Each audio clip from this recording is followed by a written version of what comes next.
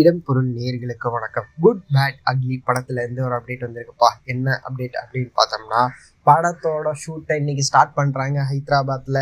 S, mass intro song and fight sequence தான் plan பண்ணியிருக்காங்களாமா first ஸ்கெடியூல்ல.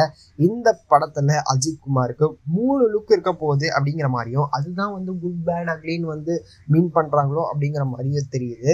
Wait பண்ணி பார்க்கலாம்ப்பா.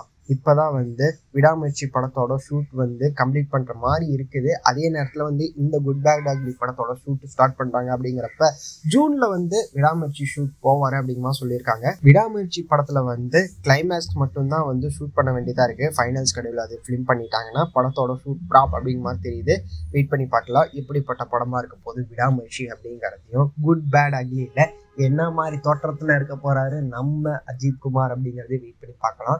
ஏன்னா ஆதிக் ரவிச்சந்தர் ஃபேன் பாய் அப்படின்ட்டு இருக்கா. அஜித்க்கு என்ன மாதிரி சம்பவம் செஞ்சு தர போறாரு அப்படிங்கிறத வெயிட் பண்ணி பார்த்தரலாம் அப்படிங்கிறது தான்.